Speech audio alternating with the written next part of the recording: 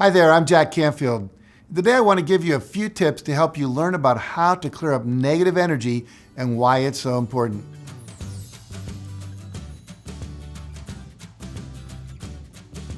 Today, scientists know that everything found in the universe is made up of energy. This goes for both physical and non-physical objects.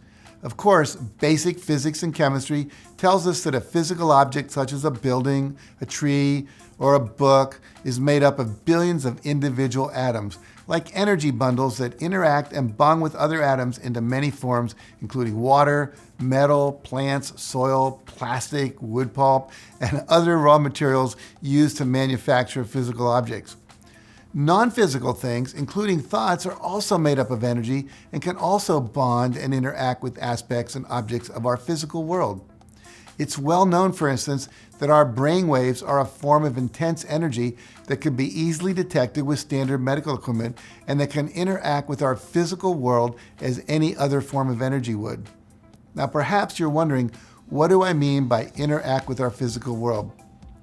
Have you ever thought about a distant friend only to get a phone call from them a minute later? Have you ever driven down a highway wondering whether you'll get a speeding ticket only to see flashing red lights in your rearview mirror a second later? That's your brainwaves interacting with your physical reality. Luckily, it's also possible to use your thoughts to intentionally create the positive results you want in your life. Now, if you've ever desired something intensely for months only to suddenly receive it through some serendipitous means or step into a situation where it was provided to you, that was also your thoughts, your intention, and your desire impacting your experience. You see, the world as we've created it is a process of our thinking, and it cannot be changed without changing our thinking. The great physicist Albert Einstein studied this phenomenon in 1935 when he experimented with quantum physics. The idea that energetically activating a particle on one side of the universe created an instantaneous response in a partner particle elsewhere in the universe. Columbia University professor Brian Greene explains it this way. According to quantum theory and the many experiments that bear out its predictions, the quantum connection between two particles can persist even if they are on opposite sides of the universe. In other words, something that happens over here can be entwined with something that happens over there.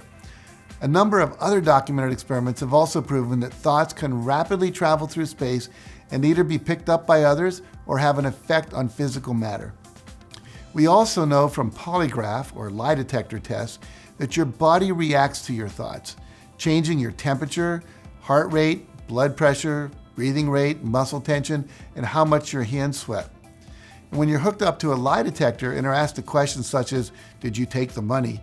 your hands will get colder, your heart will beat faster, your blood pressure will go up, your breathing will get faster, your muscles might get tighter, and your hands might sweat if you did take the money and you lie about it.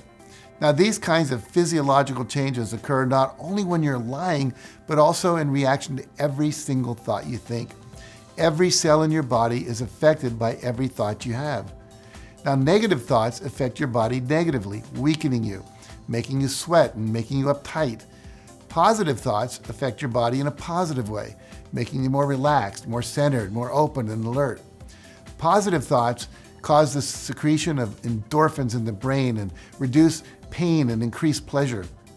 Psychiatrist Daniel G. Amen has named the limiting thoughts we hear in our head ants, ANTS, automatic negative thoughts. And just like real ants at a picnic, your ants can ruin your experience of life. Dr. Amen recommends that you learn to stomp the ants. First, you have to become aware of them. Next, you have to shake them off and stomp them by challenging them. And finally, you have to replace them with more positive and affirming thoughts. The key to dealing with any kind of negative thinking is to realize that you're ultimately in charge of whether to listen to and agree with any thought or to not. Now, just because you think it or hear it doesn't mean it's true. You want to constantly ask yourself, is this thought helping me or is this thought hurting me? Is it getting me closer to where I want to go or is it taking me further away? Is it motivating me to action or is it blocking me with fear and self-doubt?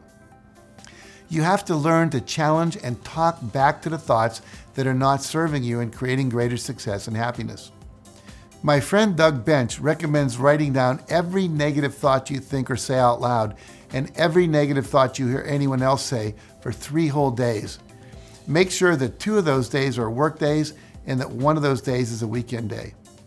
Now ask your spouse or your partner, your children, roommates, fellow employees to catch you whenever you have a negative thought and impose a $1 fine on you when they hear you uttering that negative thought.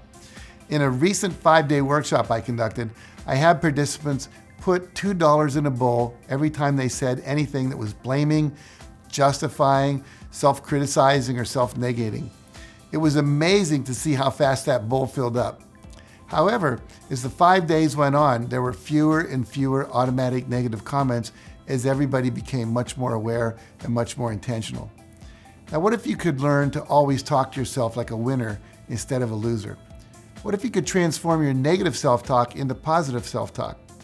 What if you could silence your thoughts of lack and limitation and replace them with thoughts of abundance and unlimited possibility? What if you could replace any victim language in your thoughts with the language of empowerment? And what if you could transform your inner critic who judges your every move into a supportive inner coach who would encourage you and give you confidence as you face new situations and risks? You see, the good news is that all of this is possible with a little awareness, focus, and intention. Now here's your homework to complete after watching this video. I want you to write down every negative thought that you have for the next 3 days. The results may surprise you. And as you become more aware of your negative comments and thoughts, you'll be able to clear your negative energy. Finally, I want you to answer this. What is your most common negative thought? Is it I can't? I'm not good enough? If I do that, I'll fail? It's not safe to say what I really think? It's too dangerous to stand up for what I believe? And then what I'd like you to do is think of what's the opposite thought that you could choose to think instead of that negative thought. So write down below in the comments the negative thought you most often think and what would be the opposite of that thought. So again, thanks for watching, and remember, nothing will change for the better until you do. Now, if you found this video helpful, make sure you like it, share it with a friend who may need it, and subscribe to my channel for more videos like this one. And for some more additional resources on how to become a more positive person, make sure to visit my website at JackCanfieldOfficial.com. Thanks again for watching.